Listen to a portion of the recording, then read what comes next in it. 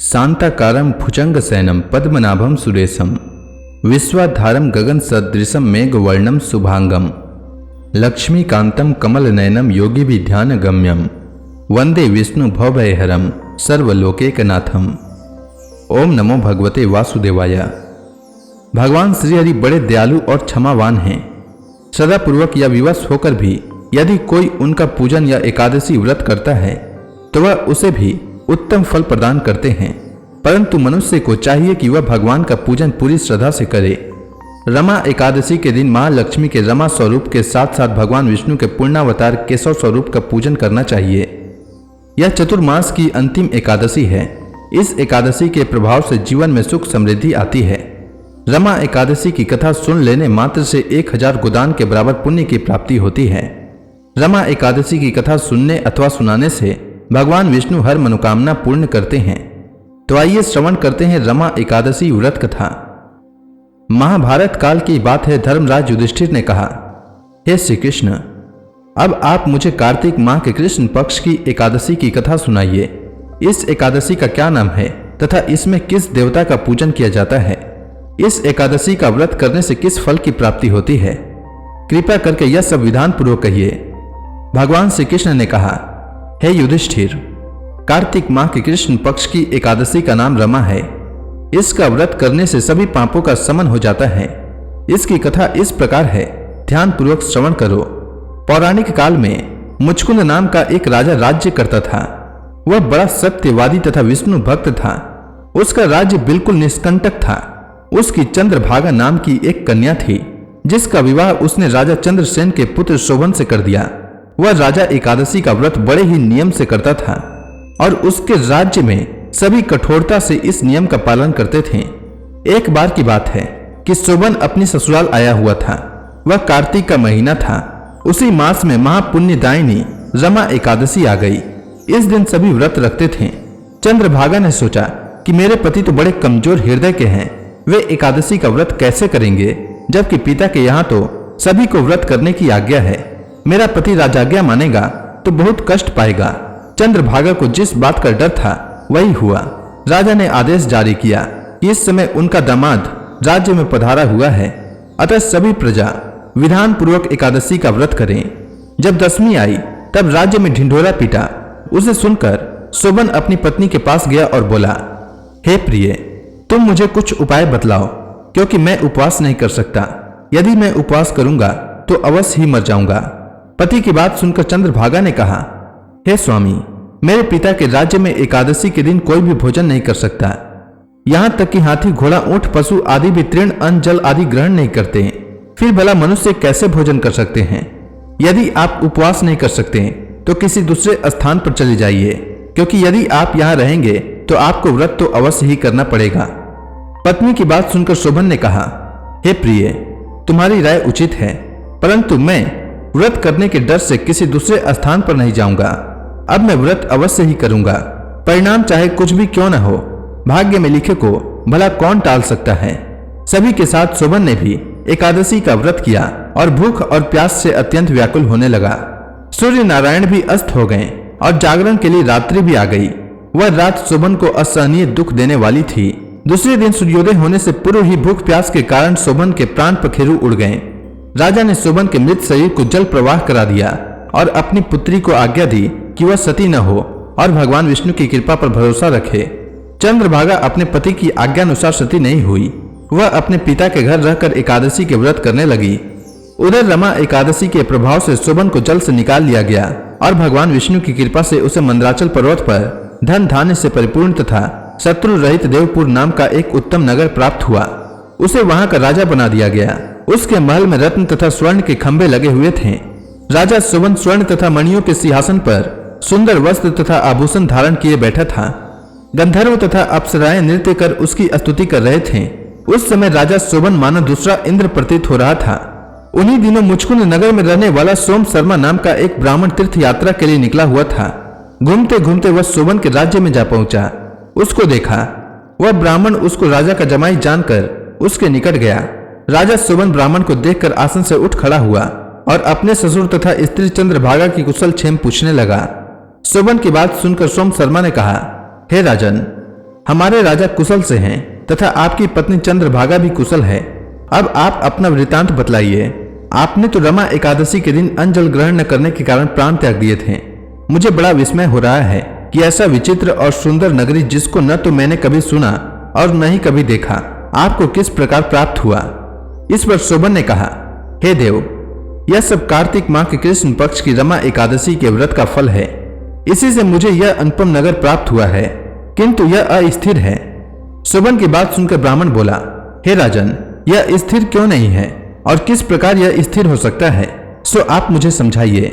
यदि इसे स्थिर करने के लिए मैं कुछ कर सका तो वह उपाय मैं अवश्य ही करूंगा। राजा शोभन ने कहा, हे ब्राह्मण देव, मैंने यह व्रत विवश होकर तथा श्रद्धा रहित किया था। उसके प्रभाव से मुझे यह अस्थिर नगर प्राप्त हुआ है। परंतु यदि तुम इस वृतांत को राजा मुचकुंद की पुत्री चंद्रभागा से कहोगे तो वह इसको स्थिर बना सकती है। राजा शोभन की बात सुन ब्राह्मण अपने नगर को लौट आया और उसने चंद्रभागा से सारा वृतांत कर सुनाया। इस पर राजकन्या चंद्रभागा बोली, हे ब्राह्मण देव, आप क्या वह सब दृश्य प्रत्यक्ष देख कर आए हैं या अपना स्वप्न कह रहे हैं। चंद्रभागा की बात सुन ब्राह्मण बोला, हे राजकन्या, मैंने तेरे पति शोभन तथा उसके नगर को प्रत्यक्ष देखा है, किंतु वह नगर अस्थिर है। तू कोई ऐसा उपाय कर जिससे वह स्थिर हो जाए। ब्राह्मण की बात सुन चंद्रभागा बोली, हे ब्राह्मण देव, आप मुझे उस नगर में ले चलिए। मैं अपने पति को देखना चाहती हूँ। मैं अपने व्रत के प्रभाव से उस नगर को स्थिर बना दूंगी। चंद्रभागा के वचनों को सुनकर वह ब्राह्मण उसे मंदराचल पर्वत के पास वामदेव के आश्रम में ले गया। वामदेव ने उसकी कथा को सुनकर चंद्रभागा का मंत्रों से अभिषेक किया। चंद्रभागा मंत्रों तथा व्रत के प्रभाव से दिव्य देह धारण करके पति के पास चली गई। शोभन ने अपनी पत्नी चंद्रभागा को देखकर उसे प्रसन्नता पूर्वक आसन पर अपने पास बैठा लिया। चंद्रभागा ने कहा, हे स्वामी, अब आप मेरे पुण्य को सुनिए। जब मैं अपने पिता के घर में 8 वर्ष की थी, तब से ही मैं सविधि एकादशी का व्रत कर रही हूँ। उन्हीं व्रतों के प्रभाव से आपका यह नगर स्थिर हो जाएगा और सभी कर्मों से परिपूर्ण होकर प्रलय के अंत तक स्थिर रहेगा। चंद्रभागा दिव्य स्वरूप धारण करके तथा दिव्य वस्त्रालंकारों से सजकर अपने पति के साथ सुखपूर्वक रहने लगी। हे युधिष्ठिर, यह मैंने रमा एकादशी का महात्म्य कहा है। जो मनुष्य रमा एकादशी के व्रत को करते हैं उनके सभी पाप नष्ट हो जाते हैं। जो मनुष्य रमा एकादशी का महात्म्य सुनते हैं अथवा सुनाते हैं वह अंत समय में विष्णु लोक को जाते हैं। तो इसी के साथ रमा एकादशी व्रत की कथा पूर्ण होती है। उम्मीद है आपको रमा एकादशी की कथा अच्छी लगी होगी। तो प्रेम से बोली विष्णु भगवान की जय, श्री कृष्ण भगवान की जय, समस्त देवी देवताओं की जय। एकादशी के दिन एकादशी व्रत कथा के साथ ही 11 माता की कथा भी अवश्य सुननी चाहिए। इससे व्रत का पुण्य फल प्राप्त होता है। तो आइए सुनते हैं 11 माता की कथा। एकादशी भगवान विष्णु की साक्षात शक्ति है। जिस शक्ति ने उस असुर का वध किया है जिसे भगवान भी जीत पाने में असमर्थ थे, उस शक्ति के आगे मनुष्य के पाप रूपी असुर भला कैसे टिक सकता है। जिस शक्ति ने देवताओं के कष्ट को हर कर उन्हें सुख दिया, वह प्राणी मात्र को क्या नहीं दे सकती। सुख, समृद्धि, शांति और मोक्ष समस्त सुख सहज ही प्राप्त हो जाते हैं। 11 माता की भक्ति में इतनी शक्ति है कि जिसके प्रभाव से मनुष्य को सहज ही सभी प्रकार के सुख प्राप्त होते हैं और अंत समय में मोक्ष की प्राप्ति होती है। 11 माता की कथा के अनुसार सतयुग में एक महाभयंकर दैत्य हुआ करता था। उसका नाम मूर था। उस दैत्य ने इंद्र आदि सभी देवताओं पर विजय प्राप्त कर उन्हें उनके पद से हटा दिया। तब इंद्र ने भगवान शंकर से प्रार्थना की, हे भोलेनाथ, हम सब देवता मूर दैत्य के अत्याचारों से दुखी होकर मृत्यु लोक में अपना जीवन व्यतीत कर रहे हैं। राक्षसों के भय से हम बहुत दुख और कष्ट भोग रहे हैं। मैं स्वयं बहुत दुखी और भयभीत हूं। अन्य देवताओं की तो बात ही क्या करें।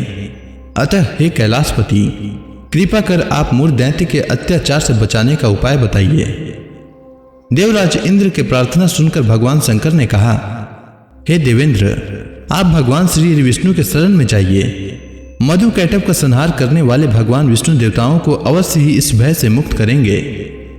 भगवान शंकर के आदेश का पालन करते हुए इंद्र तथा अन्य देवता क्षीर सागर गए, जहां पर भगवान श्री विष्णु शेष शैया पर विराजमान थे।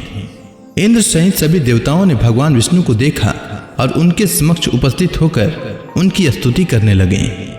वे कहने लगे, हे तीनों लोकों के स्वामी, आप स्तुति करने योग्य हैं।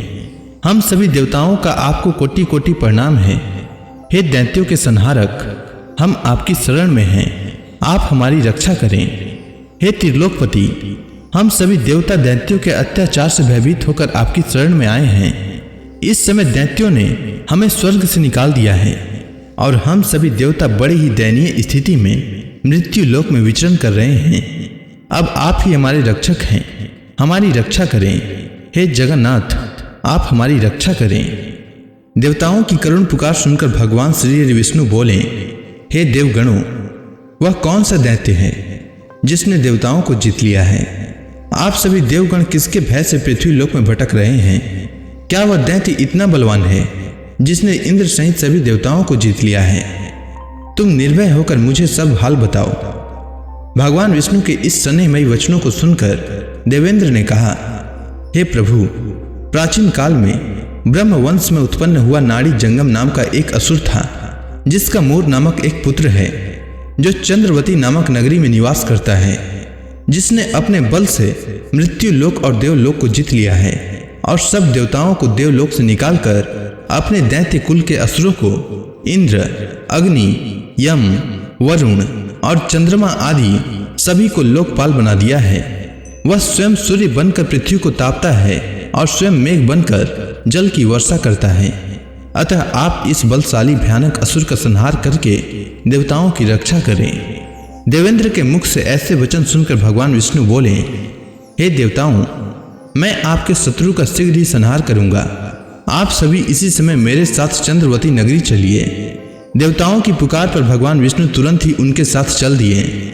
उधर दैत्य राज मूर ने अपने तेज से जान लिया था कि श्री विष्णु युद्ध की इच्छा से उसकी राजधानी में आ रहे हैं। अतः अपने राक्षस योद्धाओं के साथ वह भी युद्ध भूमि में आकर गरजने लगा। देखते ही देखते युद्ध शुरू हो गया। युद्ध शुरू होने पर अनगिनत असुर अपने अस्त्र शस्त्रों को धारण कर देवताओं से युद्ध करने लगे, किंतु देवता तो पहले ही डरे हुए थे। वह अधिक देर तक राक्षसों का सामना न कर सके और भाग खड़े हुए। तब भगवान विष्णु स्वयं युद्ध भूमि पर आ गए। दैत्य पहले से भी ज्यादा जोश में भरकर भगवान विष्णु से युद्ध करने लगे। वे अपने अस्त्र शस्त्रों से उन पर भयानक प्रहार करने लगे। दैत्यों के आक्रामक वारों को श्री हरि विष्णु अपने चक्र और गदा के प्रहारों से नष्ट करने लगे। इस युद्ध में अनेक दैत्य सदा के लिए मृत्यु की गोद में समा गए, किंतु दैत्यराज मूर भगवान विष्णु के साथ निश्चल भाव से युद्ध करता रहा। उसका तो जैसे अभी बाल भी बांका नहीं हुआ था। वह बिना डरे युद्ध कर रहा था। भगवान विष्णु मूर को मारने के लिए जिन जिन शस्त्रों का प्रयोग करते, वे सब उसके तेज से नष्ट होकर उस पर पुष्पों के समान गिरने लगते। अनेक अस्त्र शस्त्रों का प्रयोग करने पर भी भगवान विष्णु उससे जीत न सके। तब वे आपस में मल्ल युद्ध करने लगे। भगवान श्री विष्णु उस असुर से देवताओं के लिए सहस्त्र वर्षों तक युद्ध करते रहे, किंतु उस असुर से न जीत सके। अंत में भगवान विष्णु शांत होकर विश्राम करने की इच्छा से बद्रिकाश्रम स्थित 38 कोस लंबी एक द्वार वाली हेमवती नाम की एक गुफा में प्रवेश कर गए। उस गुफा में भगवान ने शयन किया। भगवान विष्णु के पीछे पीछे वह दैत्य भी चला आया था। भगवान श्री हरि विष्णु को सोता देखकर वह दैत्य उन्हें मारने को तैयार हुआ। वह सोच रहा था कि आज मैं अपने चीर शत्रु को मारकर हमेशा हमेशा के लिए निष्कंटक हो जाऊंगा, परंतु उसकी यह इच्छा पूर्ण न हो सकी, क्योंकि उसी समय भगवान विष्णु की देह से दिव्य वस्त्र धारण किए एक अत्यंत मोहिनी कन्या उत्पन्न हुई और राक्षस को ललकार कर उससे युद्ध करने लगी। उस कन्या को देखकर राक्षस को घोर आश्चर्य हुआ और वह सोचने लगा कि यह ऐसी दिव्य कन्या कहां से उत्पन्न हुई, और फिर वह असुर उस कन्या से लगातार युद्ध करता रहा। कुछ समय बीतने पर उस कन्या ने क्रोध में आकर उस दैत्य के अस्त्रों शस्त्रों को टुकड़े टुकड़े कर दिए। अब तो उस दैत्य को बड़ा ही क्रोध आया और वह सारी मर्यादाएं भंग करके उस कन्या से मल्ल युद्ध करने लगा। उस तेजस्वी कन्या ने उसको धक्का मारकर मूर्छित कर दिया और उसकी मूर्छा टूटने से पूर्व ही उसका सिर काटकर धड़ से अलग कर दिया। सिर काटते ही वह असुर पृथ्वी पर गिरकर मृत्यु को प्राप्त हुआ। बाकी बचे असुर अपने राजा का ऐसा दुखद अंत देखकर भयभीत होकर पाताल लोक में भाग गए।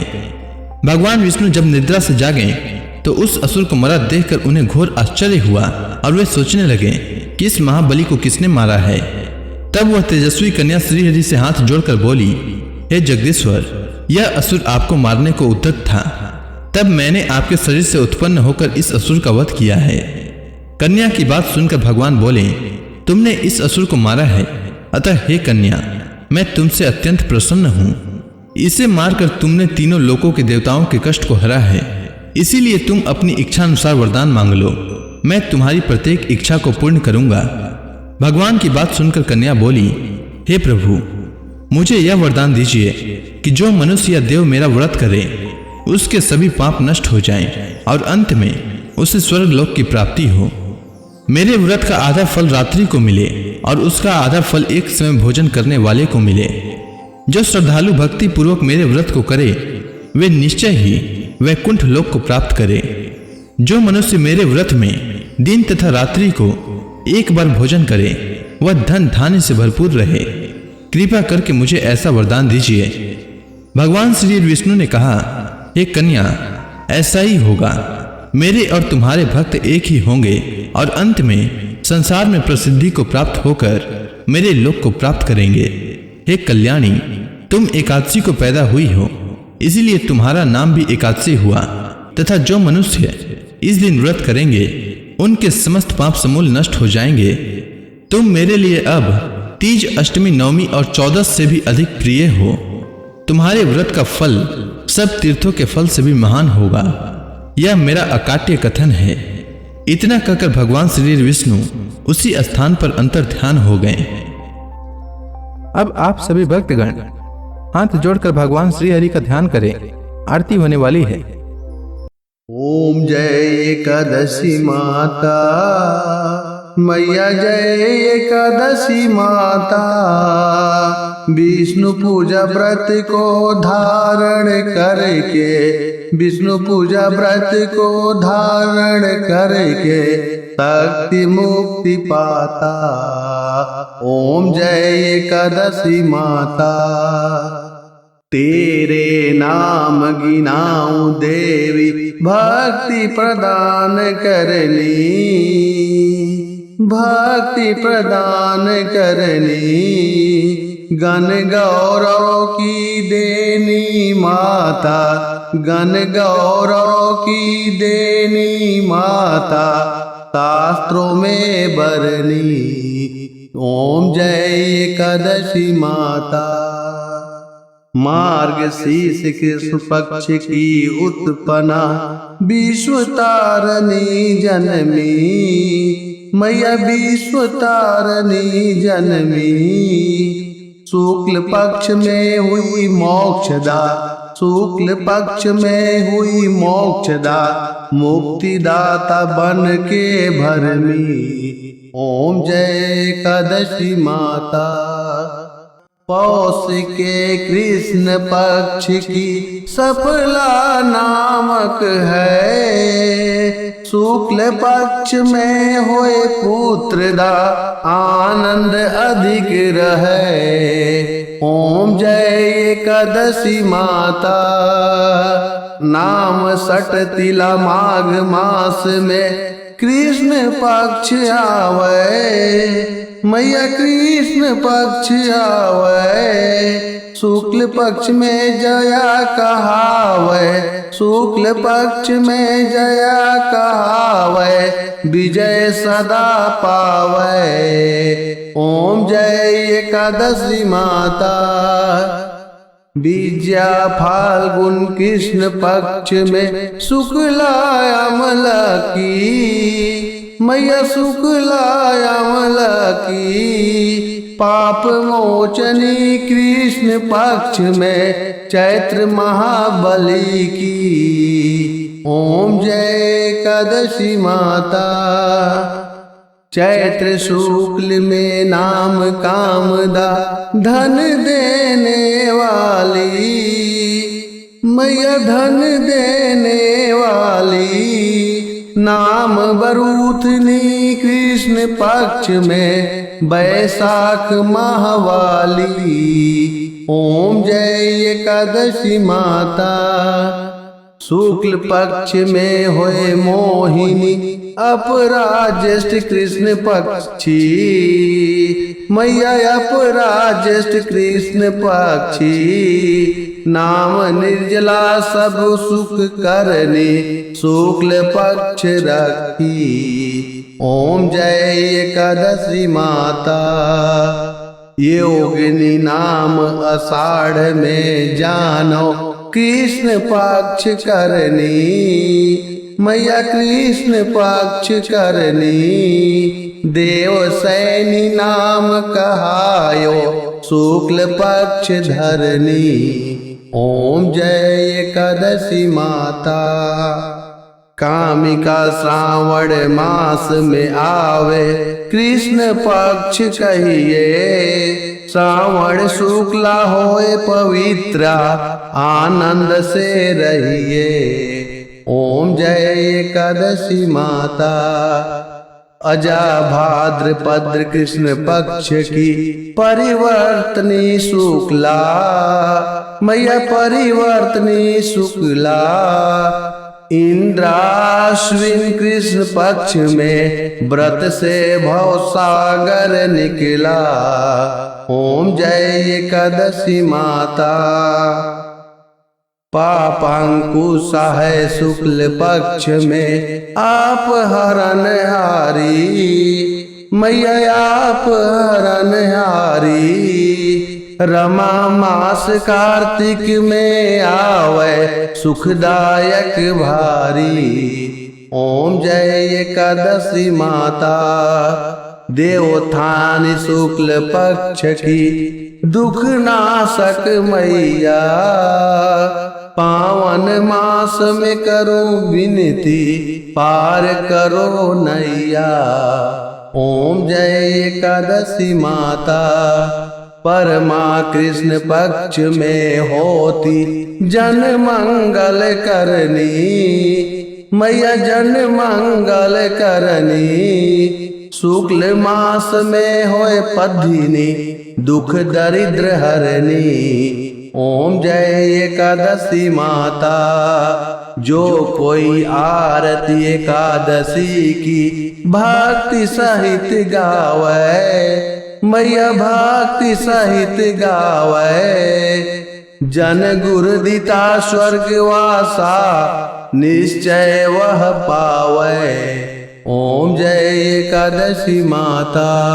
तो प्रेम से बोलिए विष्णु भगवान की जय, माता लक्ष्मी की जय।